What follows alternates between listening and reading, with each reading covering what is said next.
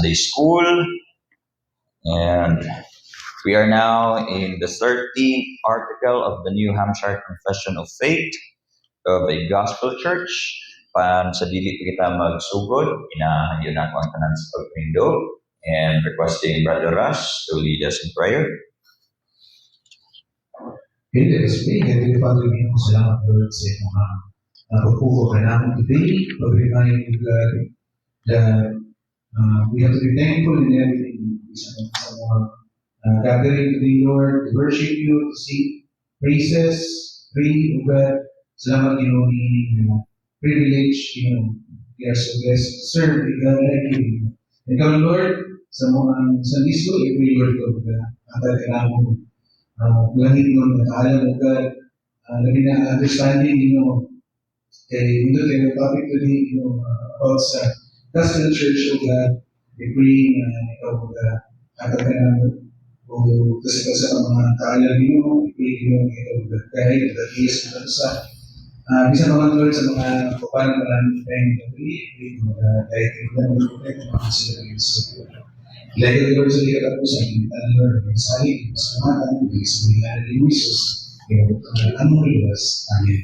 Amen. Sige, maglingkod ang tanan. Sa atong pagsugod, let us read the 13th article of the New Hampshire Confession of Faith. Naasin niyo mga handouts, first page sa sulod. At ang basahon, we believe, ready, go. We believe that a visible church of Christ is a congregation of baptized believers associated by covenant in the faith and fellowship of the gospel, observing the ordinances of Christ, governed by his laws, and exercising the gifts, rights, and privileges invested in them by his word, that its only scriptural officers are bishops or pastors and deacons, whose qualifications, claims, and duties are defined in the epistles to Timothy and Titus. Okay. Before mo dig deeper sa kanang outline nga na sa inyong handouts din let us first see the reason as to why this article was written. Same sa atong ginahimo before. Ato usang tan-awon ang rason nganong kaning article about the gospel church kay nasulat. What was the issue during 1800s? What was the concern sa Baptist churches during this time? There's a reason nganong nasulat ning Article 13, dili lang niingon nga mugna lamang nila. There's an issue nga ilahang gina-counter, and that's the reason why Article 13 was written. Now, what's the historical setting? What was happening during the 1800s? Unsay mga churches nga nag-arise na ato ning nahisgutan. Grabe ang charismatic movement during this time.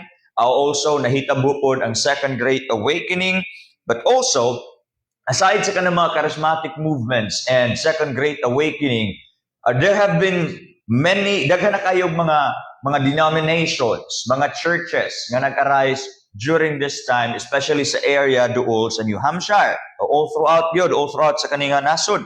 Now, we got the post-Puritan New England Church. Kinsa man yung mga post-Puritan New England Church? Siguro karon you would encounter several mga Puritan books because they are really people yun who are so kaning determined to follow kaning mga Christ-like behaviors, godly behaviors kana. In fact, the Puritans, especially sa ladies, they are really known as katong mga babae gyud nga katong taas gyud og suot, ay pungpong sa ulo, kato, di ba? And I would say it's commendable.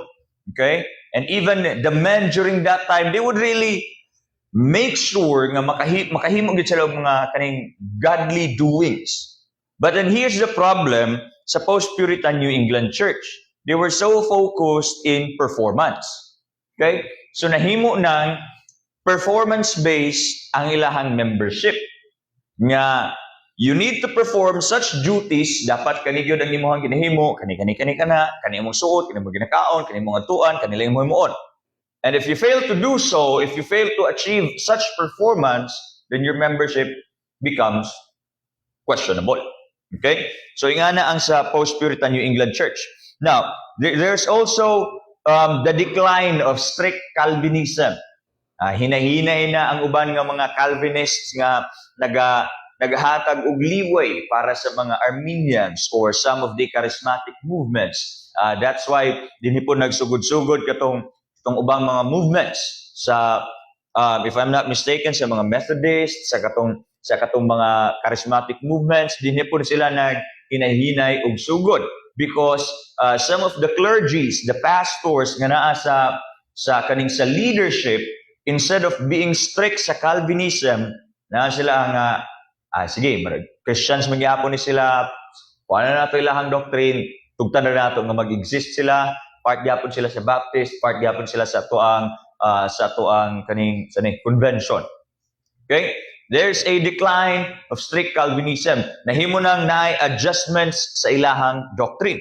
And also, nag-arise ang theological liberalism. We have this version of woke people, woke Christians during this time nga nag-focus sila sa self-love movement, nag-focus sa mga justice kana gituyok nila ang gospel sa mga societal na mga issues nga as if dinha gyud nagatuyok lang ang gospel. Although we would say the gospel can reach even sa katong mga societal issues, but then ang nahitabo sa kaning theological liberalism dinha nila gi-focus tanan.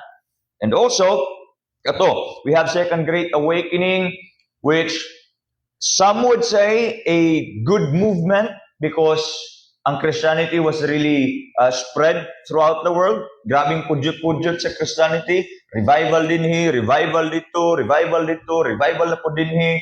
Some would say it was a good thing. But then if mutanaw ta sa atua karon, going back to what happened sa Second Great Awakening, it produced several issues yun. Okay? And may isgutan nato na unya. And then, ang Baptists, they were also facing a problem about sa kaning state churches. Unsa maning state churches? Naaday state churches during this time. Ang state churches, mao ni katong mga simbahan or mga denomination na konektado sa government. Okay? Kaning churches kay funded by taxpayers. Kaning government, kaning church kay naga-operate in connection, kaning church kay naga-operate in connection sa government, kaning church kana. Pero ang Baptists dili sila state church. Okay? And ang nakamaayo magud sa kaning state churches kay kanira gyud nga simbahan ang naga-exist sa kaning city or sa kaning dapit. And tungod kay kaning state church lang, walay laing competing churches, tanang tao in that area automatically member sa kana nga state church. Okay? So, all these kinds of churches nga to ang nahisgutan, all these issues nakaapekto ni sa identity sa Baptists during this time. Okay? Daghanag nag-question, especially when it comes to the authority, ang identity mismo sa Baptist, asa bagay gikan ni, unsa bagay flow nila sa worship, daghan. And especially sa kaning state churches, if kaning nga tao nakapuyo sa kaning nga area, obligado nga they're members of that state church. So instead of going sa katapad nga city to attend a Baptist church, tungod kay siguro dito nagdako, dito gid sila ni dawa, dito gid sila nakaila, dito gid sila nakauyon. But then because na state church, dito na lang sila. So, naay decline, dili lang sa numbers, but really sa identity sa Baptists during this time. Nahimong questionable. Ang nahimong pangutana is, unsa o kinsa man gyud dapat ang church? Kinsa man gyud dapat ang members sa church? Ug unsa man gyud dapat ang members sa church? Unsa ang authority sa church? Kinsay mag-lead sa church? Kinsay mag-self-discipline? Kinsay mag-govern? Kani nga mga questions ang gitubag sa Article 30. Okay? Because of those issues and then those questions can nag-arise, so therefore nag-exist ang Article 13. Now, all those things gimension ako, lahi-lahi ito nga mga simbahan, lahi-lahi nga mga denomination, if you will look at it sa numerical perspective, okay, if imo lang i-quantify, that was good for Christianity. Kaya nga naman, Christianity was growing rapidly during this time. Okay? So if you will look at it, sa perspective sa numbers, it was a really good thing for Christianity. Limang kag na ay grupo dinhi, ay grupo dito, na grupo dito, na grupo dinhi. That was really good. Numbers-wise. Pero, sama sa kanyang ganina, they were growing rapidly but they had questionable ecclesiology. Daghan Christians, but then questionable. Tinuod ba yun nga Christians o tinuod ba yun church nga kung asa sila nabilok? That was the question. Ang ilahang ecclesiology, ang identity sa ilahang membership, ang identity sa church nga kung asa sila nabilong. Now, hinahinayon na to dissect kani mga problems nga kato ato ang gisgutan. Unang-una, ang identity crisis. Ang identity crisis sa membership. Kung tanawon ninyo sa Article 13, which may sigutan ra po nato din ha sa unahan o sa sunod ng mga Domingo, naigisgutan din ha, we believe that a visible church of Christ is a congregation. This is talking about ang identity. Okay? Kinsa man gyud ning visible church? Unsa man gyud ni? Unsa daw ang visible church? A congregation of baptized believers associated by covenant in the faith and fellowship of the gospel and those who observe the ordinances of Christ. Mao ni ang timailhan sa kung kinsa ba gyud ang members sa church. Now, what was the crisis during this time? What was happening di ay sa kaning lahi nga mga grupo? Well, we had infant baptism. Unsa ning infant baptism gani? Bata pa lang, baby pa lang, so long as your parents are Christians, or maybe dili Christians but then ang parents mismo nimo kay were infantly baptized, then nidako na sila, and then na-part sila sa state church, automatically ang ilahang anak pwede na pod ipa infant baptism. Okay? So, there was really no kaning consciousness to decide nga magpabaptize nako. I will kaning dedicate myself sa kaning nga church. Wala nga consciousness kumbaga. Bata pa ka, o pa kay buot, naghilak pa ka, naggatas pa ka, you were baptized, and then automatically member na ka sa kana nga church. Kung sige ingon ganin ni congregation of baptized believers. Okay? Now, kung sa sunod, naapod tayo ginatawag nga halfway covenant theology. Kaning halfway covenant theology nag-exist ni because of the New England Church. Kung naay infant baptism, of course, mangdagko mangyud na sila. Okay? So katong first batch kumbaga dinhi sa nag-undergo infant baptism, nangaminyo na, nagkaanak na pod. So ang nahitabo sama sa ingon na ganina, ang ilahang mga anak gipaagi na pud nila og infant baptism. But then gitawag siya nga halfway covenant theology kay katong parents nga katong first batch sa infant baptism ang nahitabo naamang duha ka requirement dinhi para sa tawag gani mailhan gyud ka nga member na ka. First requirement is membership. First requirement is baptism. And then ang second requirement is public confession nimo nga Kristohano na ka. Now, sa kaning halfway covenant theology, mauna nitong mga ginikanan nga first batch nga niagi sa infant baptism. Naa sila'y baptism, but then wala sila'y public declaration nga sila part na sa kaningang church. So mao ning ginatawag siya nga halfway covenant theology. Okay? Di-baptize na sila, so part sila sa members kumbaga, but then half lang. They're not really full members, full-fledged members, no. They are under the moral care of the clergies. They are under the moral care of the pastors. Kumbaga, continuously nga under observation ilaha. Imagine, for 30, 40 years, mura kag member pero under observation lang di gihapon ka. Okay? Mao ni ang nahitabo. They're not fully members yun. Half lang. Half lang. Okay? And then, they really showed kaning, they have moral lives. Okay? Kaning mga tao, they had moral lives.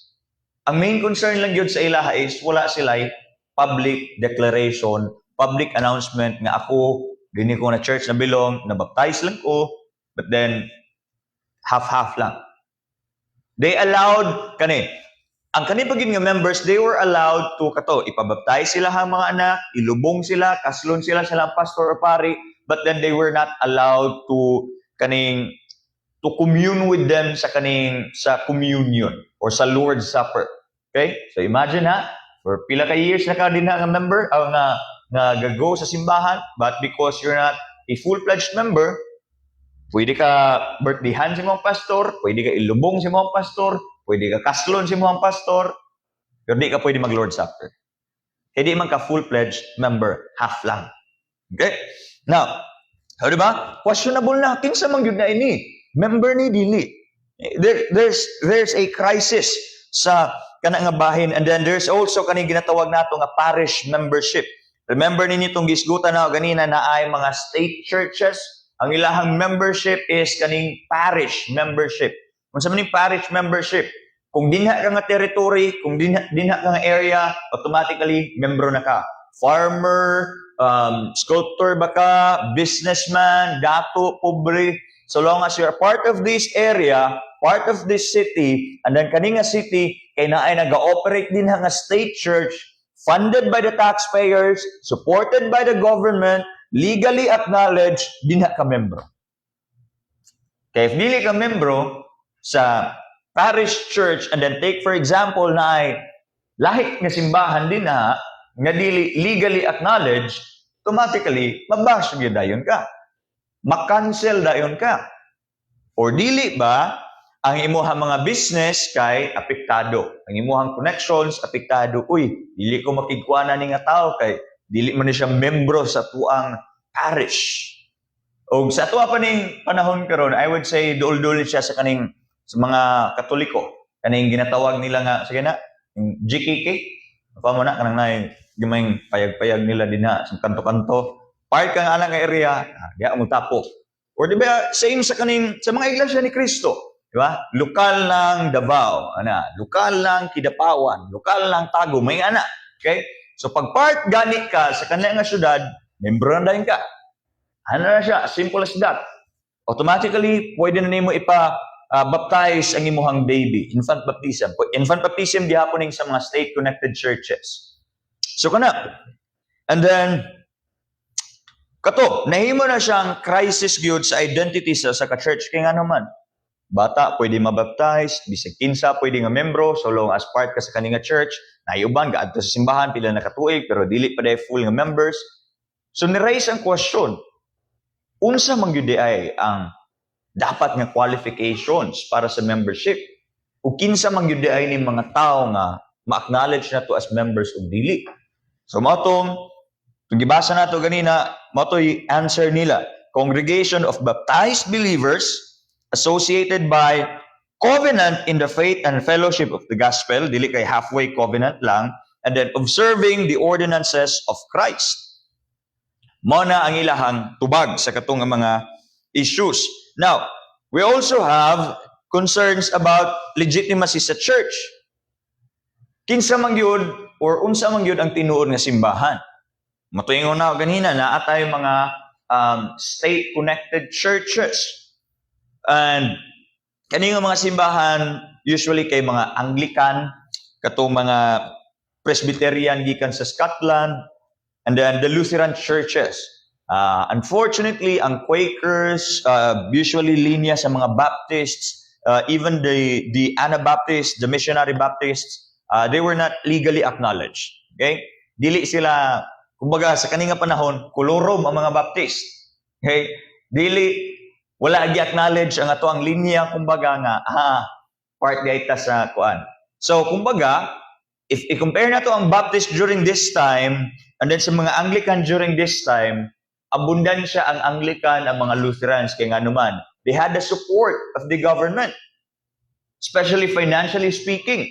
If na sila yung mga activities, automatically they were allowed by the government. Kaya nga naman, they were supported by the government.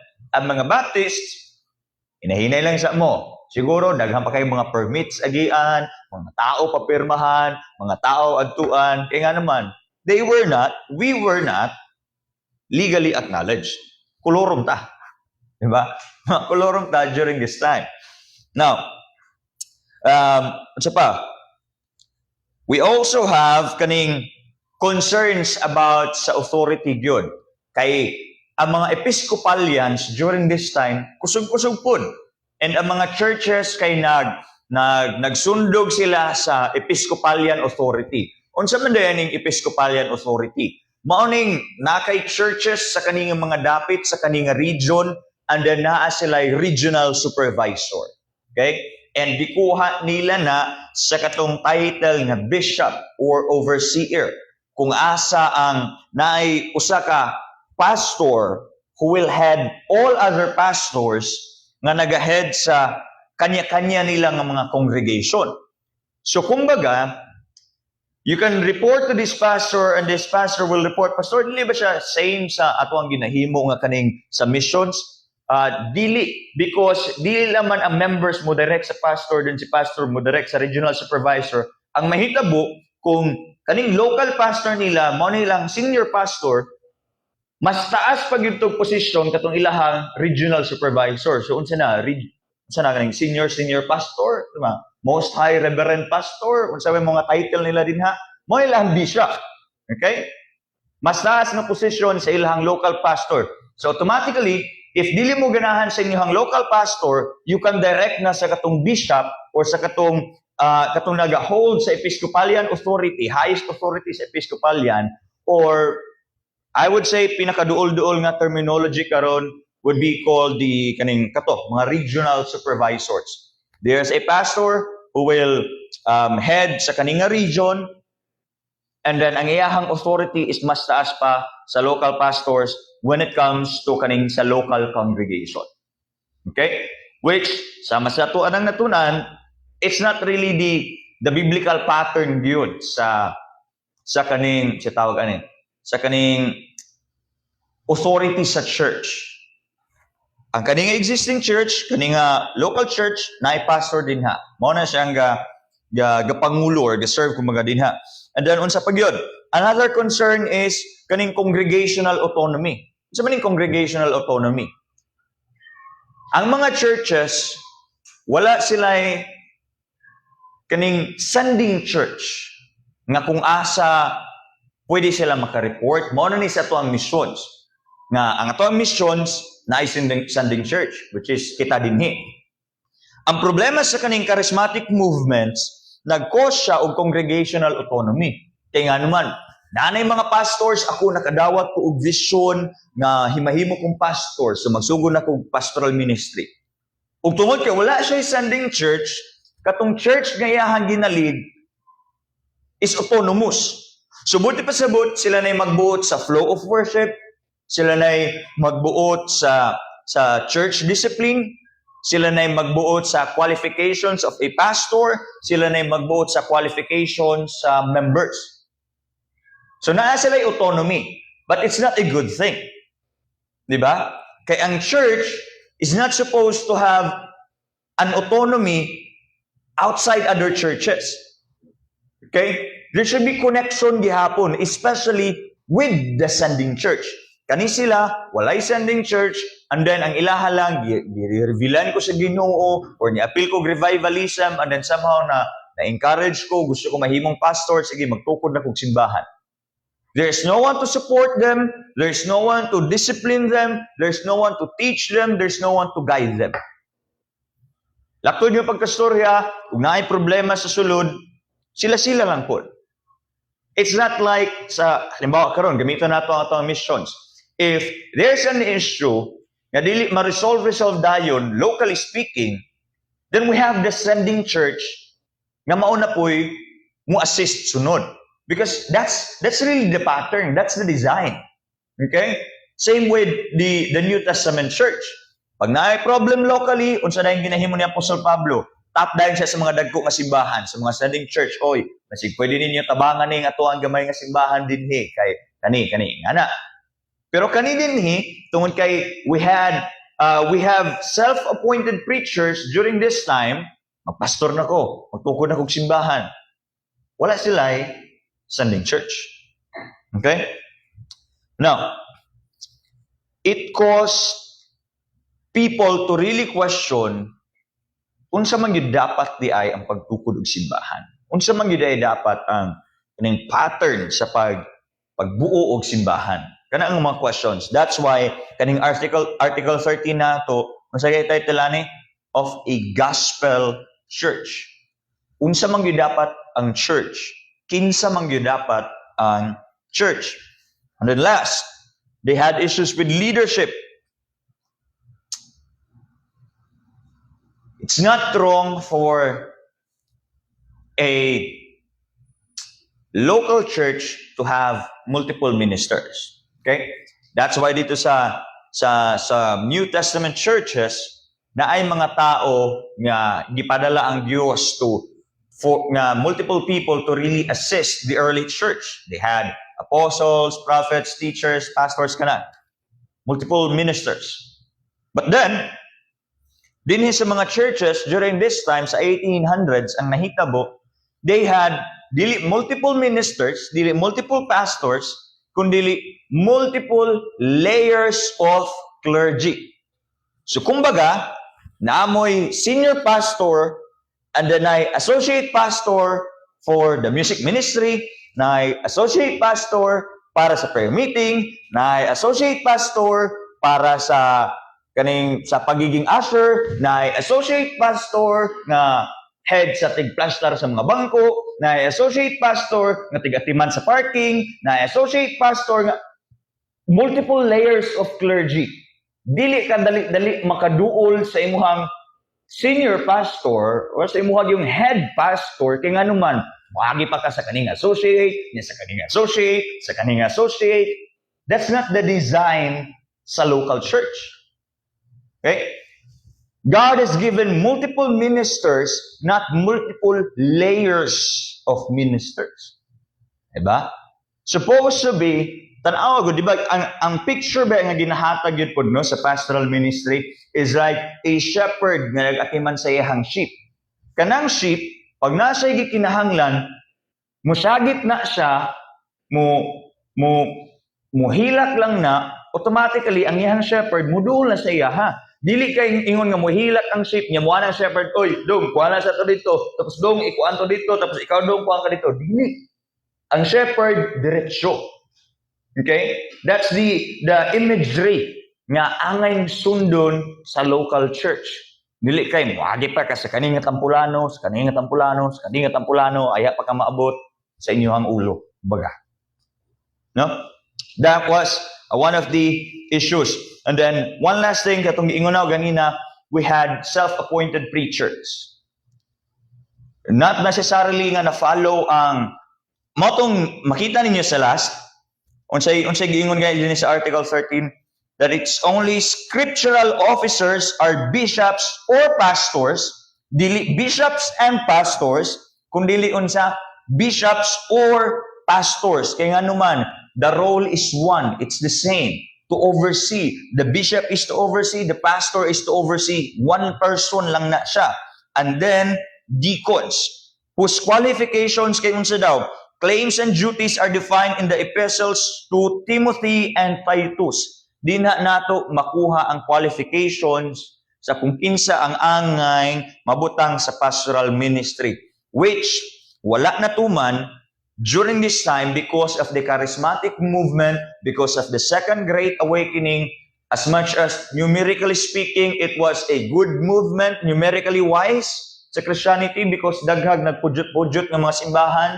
But then if tan-awon nimo sa essence, if tan-awon nimo sa quality, it was a really, really bad movement for Christianity kay nag-cause og crisis sa kung kinsa ug unsa bagyo dapat ang church, kung kinsa ug unsa bagyo dapat ang qualifications sa preachers, sa kung kinsa ug unsa bagyo dapat ang mga mangulo sulod sa simbahan.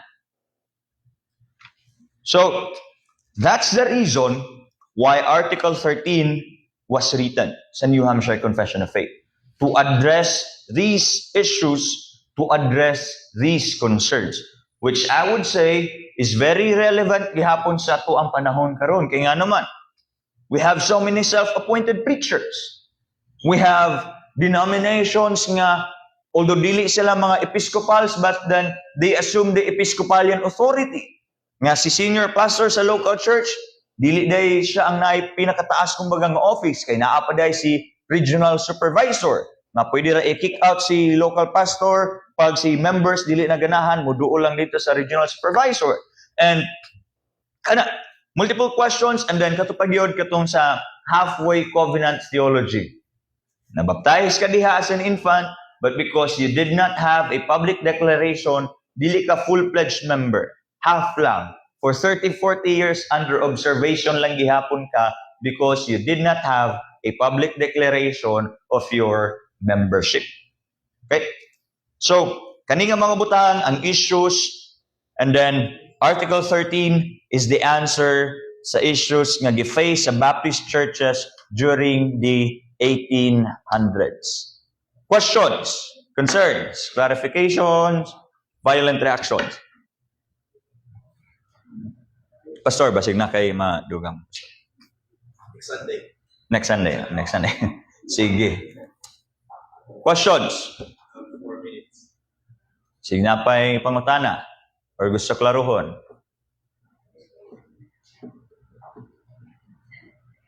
Na? Sige daw. Wala ka relo. 4 minutes. Sige. Na ba? Questions? Anything about sa tuwang naisgutan or sa history sa Baptist Church connected din sa tuwang Article 13? Wala?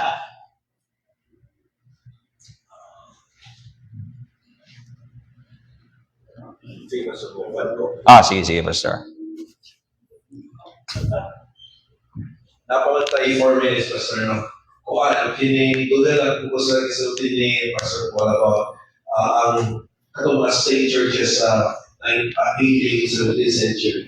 Mga simbahan din na kanang supported by government, acknowledged by government, o niya ang mga citizens sa country are required to be part of that religion na i-acknowledge ako. That's the only legal religion, and more may be recognized as government. Other religions like the Baptist, the Kolorom. or you say illegal mga religion. That's why ang mga Baptist out na nila pa-persecute, o nila pa-prison, nila pa-try, toward dili sila legal na mga religion. So, even ang mga religion na gato sa doctrines of grace, they persecuted our forefathers because sila lang ang walang i-recognize. For example, sa Switzerland, ang state religion dito is Presbyterian. Ito, isultan ni John Calvin. Si John Calvin, he said, sa nasa mga ginakot na ito, sa American, when you want to learn about Buddhism. Sa Germany, si Lutheran Church, founded by Martin Luther. So, punat siya ka-believer sa doctrines of grace. Pero ipag-persecute sa iyahang church, ang mga Baptist, because hindi lagi sila recognize. Ang Anglican Church, the Church of England, no? Ito po ni King Henry VIII, ang Anglican Church, the Church of England, that will follow doctrines of grace. But because kaya mga Baptist, hindi na good state religion, illegal man, bawal magwali, bawal mag-worship, parang ginapang priso at mga forefathers. Nga ang mga Baptist, wala manahimong state religion, wala po sila nanusok na kung i-recognize or yung state religion because of theology, because we believe in the separation of church and state. We believe na hindi pwede ihalo ang religion o ang gobyerno. We believe in separation of church and state. That's why ang ato ang support verse would be katong ni Jesus sa mga Pariseo, give unto Caesar what is of Caesar, and give unto Christ what is of Christ. Meaning, ihatag sa gobyerno kasi para sa gobyerno, or nahimos po niyo ang inyong obligasyon para sa Ginoo. They are not the same. Pero we are commanded to be subject to the government, or to pray for government. Pero we don't insist, or we don't believe na ang state, ang gobyerno, ang religion mag-usap. In fact, that will happen in the last days na sa din si Antichrist will combine, there will be one world, one religion, one government that will paligong ng persecution sa unang panahon that will persecute all Christians and Jews not in the last days. So, just to add that, because tawag ko gusto ni Pastor Paul. So, na push ka sa doctrine because we are not a state religion. We are our local churches or local groups spread out and spread out sa different mga lugar.